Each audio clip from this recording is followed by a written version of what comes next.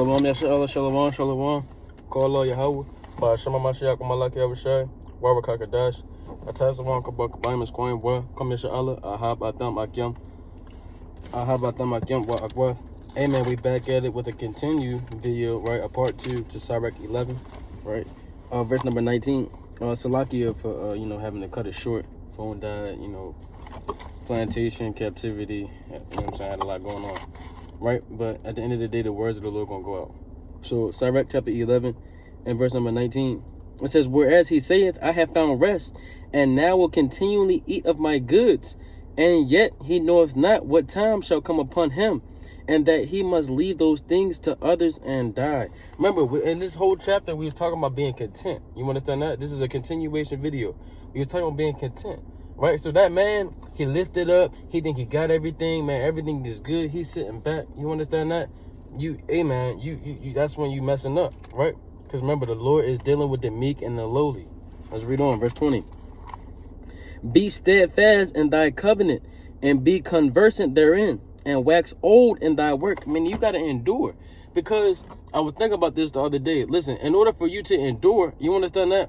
In order for you to be content, you got to understand that the situation that you in right now, there's nothing wrong with that, brother. It's good to look well to the goings of your future, but don't get so caught up and like, oh yeah, I'm gonna be doing this, I'm gonna be doing that. I just gotta hurry up and do this and hurry up and do that. That's not being content, because you never realize. This is why sometimes we think like, damn, that little time period in my life when I was doing that, everything was sweet, man. I had everything made. All right, I had everything made back then. Hey man, I was living a life. But why? Because when you was living that, when you was living, like, you understand, when you was in that time period, right, on your day-to-day basis, your mind was just so focused, oh, I gotta go do this, I gotta go do that, I gotta go do this. And that's the opposite of being content, right? You're not gonna wax old in that, because you're being many masters at many things. You're trying to get it in this, gotta get it in that, gotta get it in this, gotta get it in that. You understand that? When we talk about growth and this truth, it's growth. You understand that? When you go upstairs, does that mean the third step went away after you went to the fourth step? No, man.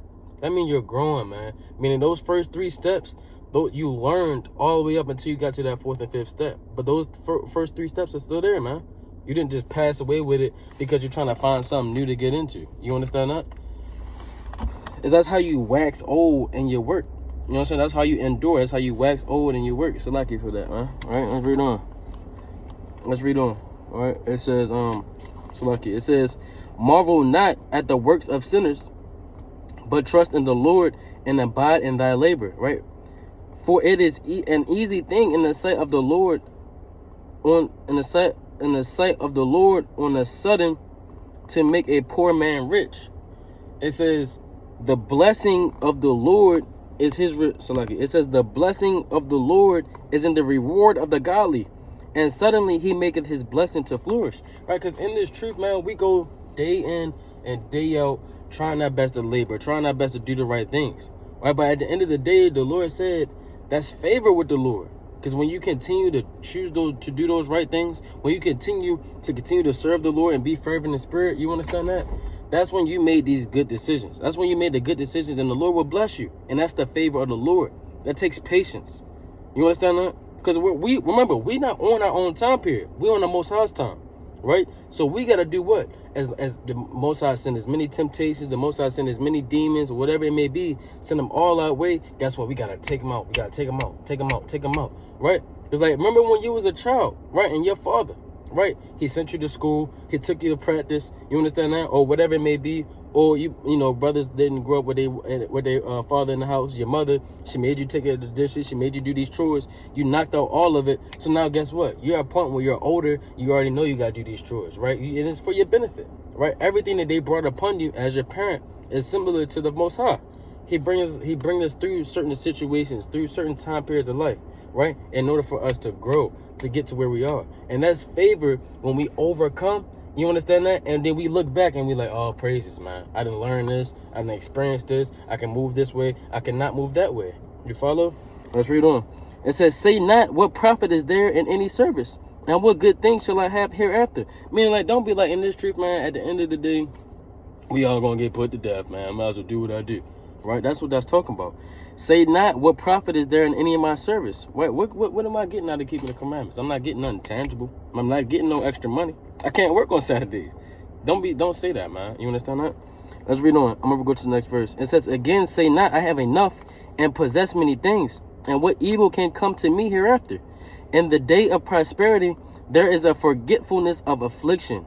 And in the day of affliction, there is no more remembrance of prosperity. Let's go to the book of, what's that? Psalm chapter 30. Right, because when you at your top, you understand, and you enjoying your day, and everything is going well, you forget the times that you was down. You understand that? And like I say all the time, you got to praise the Most High when you low, a quarter way, halfway, 3/4, and you all at the top. Always be praying, you know what I'm saying, praising the Most High. Proverbs chapter 30, verse 4. It says, sing unto the Lord, O ye saints of his, and give thanks at the remembrance of his holiness. Right? Because guess what? When you was at your lowest estate, when you was low, when you was down in your bills, whatever kind of tangible things through life you might have been dealing with, you was low. Guess what? You was remembering how the Lord was working with you, how the Lord was allowing you to build, how the Lord was allowing you to, even when you at that lowest state, how the Lord was allowing you to even remember to pray, remember to fast, remember to read, remember to continue to do those things that's good, right? You didn't go on the streets and start selling drugs. You didn't go to the streets and turn to the streets and start doing things that you knew was evil just to get kind of recompense, right?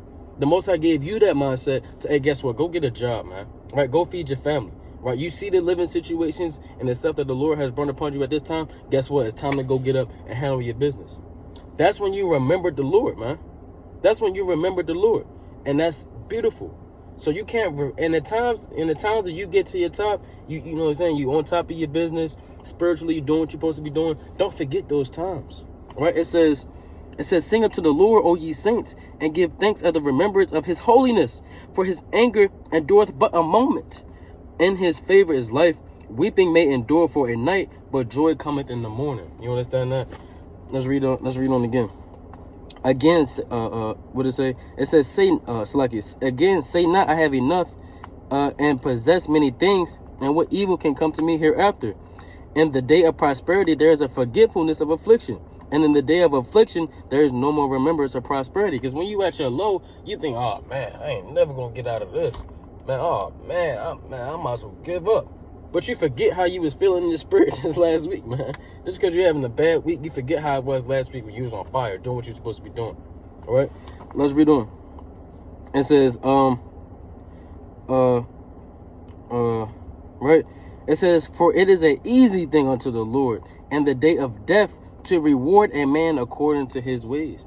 Meaning, even when you're about to die, man. Meaning, like, that's an example to stay in this truth. You stay in this truth and you've been doing what you were required to do, doing what you were supposed to be doing. It's easy to the Lord to just go ahead and give you what you need when you die, right? So when you go ahead and go toward that judgment, it's easy. It's easy. When something is easy, it don't take a lot of effort. It don't take a lot of effort, man. It don't take a lot of effort with the Lord to recompense you of your good works while you was alive, right? And that's what makes us special as Israelites. Because we understand when we die, we go and rest with the Lord, right? If you're a heathen, hey, guess what? You got to go rest with the Lord as well. But guess what? We're God's chosen people, right? So the service that you do, just doing good on your day-to-day basis, that's enough. That's why the Lord said all you got to do is keep the commandments. All you got to do is do good. Love your neighbor. That's all you got to do, because it's easy. It don't take much effort for the Lord to recompense your works when it's time for you to clock out this earth. Let's read on. It says, verse number 27, the affliction of an hour maketh a man forget pleasure, and in his end his deeds shall be discovered. Because sometimes it's not, it is what it is, man, right? As men, it's gonna happen. As men, when you're going through it, sometimes we get emotional, you understand that, and you forget, like the prosperity and all that stuff, because you're so your mind is just so focused on you being in that lowest state. That's why we got these scriptures here, so it helps you. When you realize you're in that lowest state, damn, it's easy for the Lord to recompense my good works. Keep doing good, all right? Let's read on. It says, judge none blessed before his death. It says, judge none blessed before his death, for a man shall be known in his children. Bring not every man into thine house, for the deceitful man hath many trains. Like as a partridge, right, taken and kept in a cage, so is the heart of the proud, and like as a spy watcheth he for thy fall. It says, for he lieth in wait and turneth good into evil, And in things worthy praise, he will lay blame upon thee. When you have something that's worthy to be praised, guess what? That evil man, he's going to come up a way just to make it seem like, yeah, nah, that ain't it. Nah, that ain't it. You ain't do it right, right? That's what evil and prideful men do, right? It says, of a spark of a fire, a heap of coals is kindled, and a sinful man layeth wait for blood. Take heed of a mischievous man, for he worketh wickedness, lest he bring upon thee the perpetual blot. Damn, that's a perpetual blot, right? That perpetual blot is what? That mindset that's just always negative. Always negative. A brother can come to you and be like, hey, brother, I ain't gonna lie, you just brought it out mighty. Nah, man, you stop lying, man. You bearing false witness, man. That might be a little bit overrighteous. But no, at the end of the day, that perpetual blot is that mindset that is full of evilness and wickedness, man. The Lord said, out of the preparations of the heart, the mouth speaketh. That perpetual blot from that, what's the name, man? From that mischievous man, right? From that prideful man, right? That man that's just waiting to shed blood, it's just negative. He ain't got nothing positive to say. He got no positivity bone in his body. He got no love in his body, right? That's a perpetual blot. Meaning he can't get it out of his heart, right? Perpetual blot. Meaning, because what that's really going into, when you go into the book of Revelation, the 7th chapter, your garments are supposed to be spotless, right? But you got that one blot right there, that same old ketchup stain, and it's red and it's similitude to blood, right? It's that big old ketchup stain right there under your damn chin, because you can't get negativity out your mind. You're prideful. Let's read on. It says, receive a stranger into thine house, and he will disturb thee, and turn thee out of thy own, right? And with that, shalom, yasha Allah, shalom, shalom.